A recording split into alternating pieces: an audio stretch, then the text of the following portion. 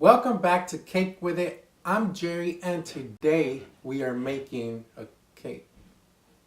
That noise is gonna kill me. Welcome back to Cake With It. I'm Jerry, and today we are making a cake that will make a colonel proud. Wait, that's how you say it, right? Colonel proud.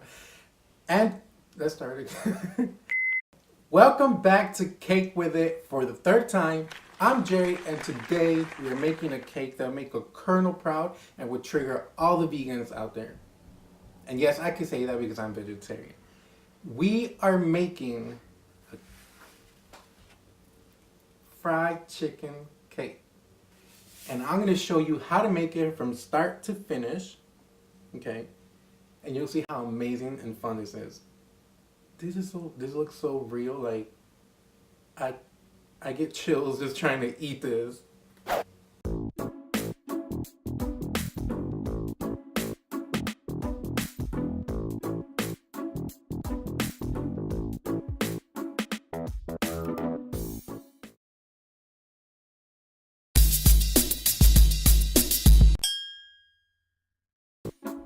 I begin with two 8-inch spice cakes.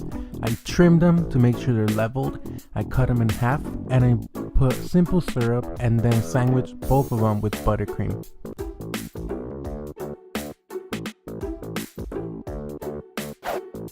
To make the mango buttercream, just make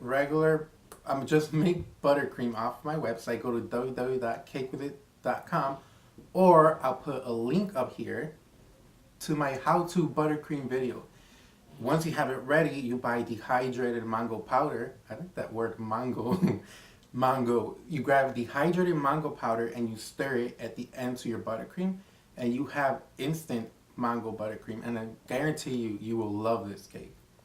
I went with mango because fried chicken has all these spices in it, and I'm so tired of pumpkin spice that I decided to do mango spice. And it worked. What else to say? It worked. I then use a 7-inch cake board and put that on the top of my cake as a guide. And I'm going to trim on a bias, making sure you take your time and not take off too much because you can't undo that. Then I'm going to crumb coat my cake before I refrigerate it and get it ready for the next step.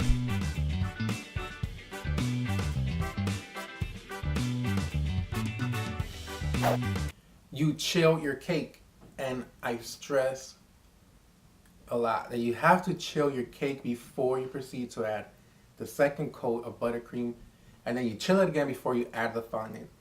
I have a chill song, but you know what? Forget the chill song. Just chill your cake. Chill your cake, and let's keep trolling some vegans out there. I then take it out of the fridge and do my final layer of buttercream to coat it, and I'm going to use my ruler to make sure the edges are nice and smooth, and then make sure the top part, well, the bottom part of the cake is also coated. I roll out white fondant, and I use cornstarch to make sure it doesn't stick to the bench, and I'm going to roll it very long around the cake. So I measure the cake, and once I have the right size, I use my rolling pin to pick up the fondant, and using that, I gently press it to the side of the cake, making sure it sticks, and I grab my fondant smoother to make sure I smooth out all the sides and not worry about the edges yet.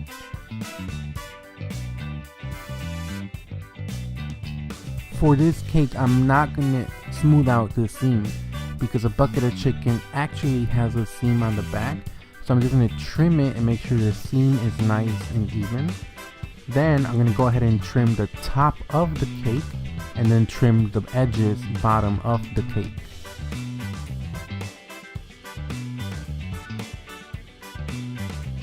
If you find it a little hard to trim, just put your cake back in the refrigerator for another 30 minutes and then the fondant will firm up and it'll make it easier to cut.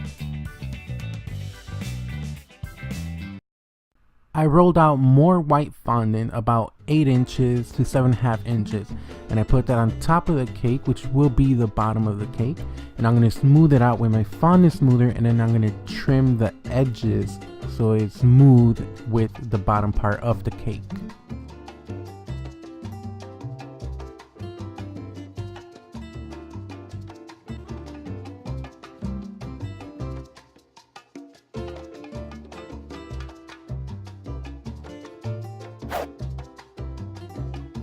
Next, with a brush and water, I'm going to use that to brush the bottom part of the cake, which will be the top, so that I could glue a piece of fondant that I rolled out really thin like a log to make it look more realistic.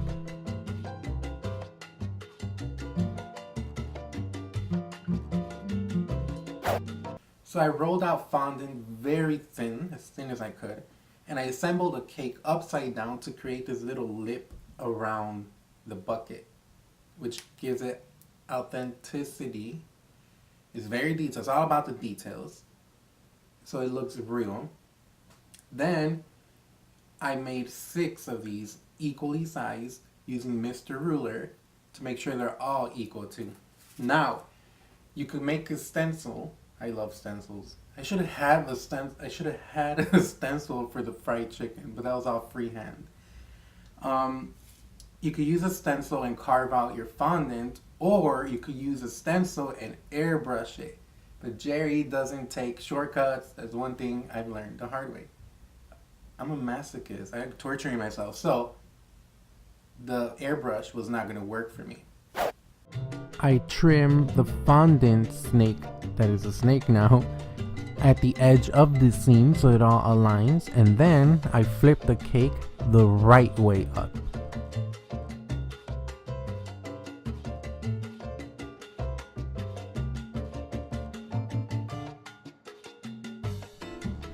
I found a logo online and print out a stencil. I'm going to cut the stencil out with my X-Acto knife, and then I'm going to roll out some black fondant and use my X-Acto knife to cut out, using the stencil, the logo that will go into the bucket of chicken.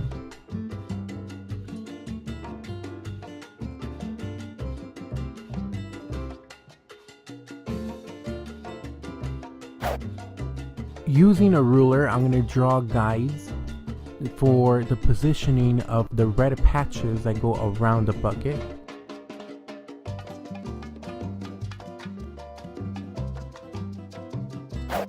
Again, I use water and I find the exact center position for the logo, and using water and a brush, I'm going to glue the kernel in the center, and then I start with the letter F to mark the center, and I'm going to do the KFC logo right underneath it.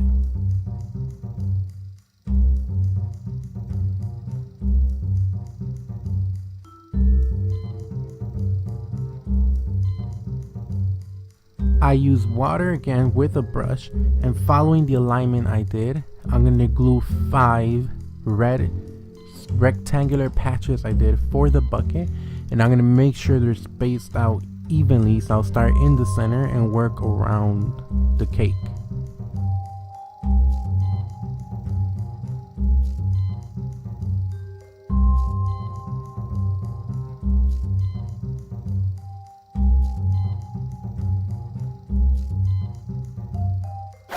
You can find any Rice Krispie recipe online, and I'm just going to knead it until it's pliable, and I'm going to make a wing, a breast, and a drumstick.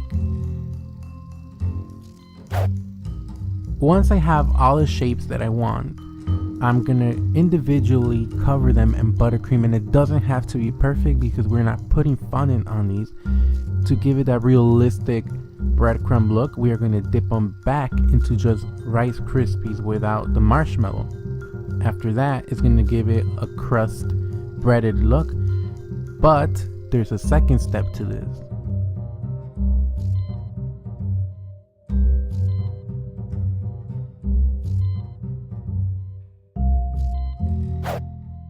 I grab brown food coloring, and with an airbrush, I'm going to airbrush each one to give it a crusty, crispy look, making sure you don't put too much brown because then it's going to look overcooked and burned.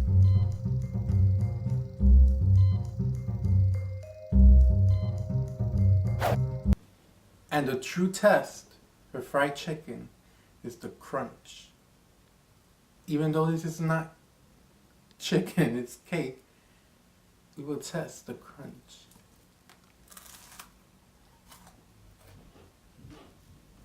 It's crunchy, alright.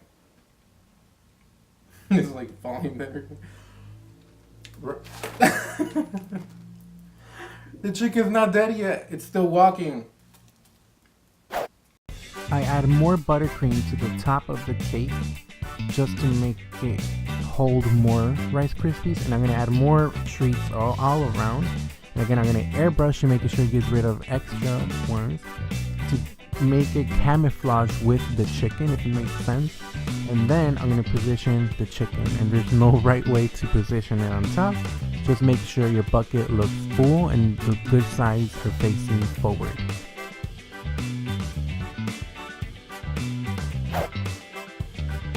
And this cake looks so realistic, it freaks me out just to eat it, to be honest, but it's so good.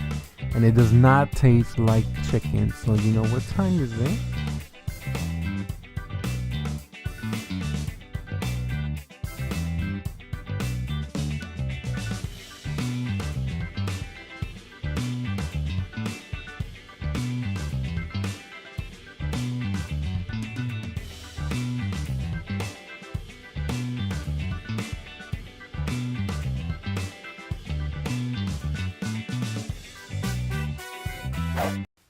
So if you like fried chicken, whether it be Popeyes, KFC, church chicken, what else is there?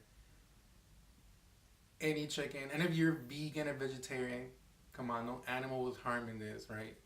Like the video and share all over social media. Make sure we give this cake the likes it deserves. I feel like you guys been holding back. I hope you enjoyed the video as much as I enjoyed making the cake, so make sure you like, comment, subscribe, and share this video with all your family and friends.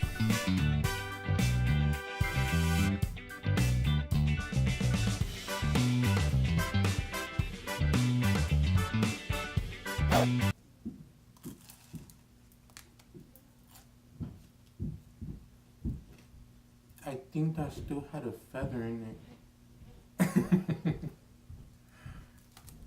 This chicken is undercooked, like there's blood inside.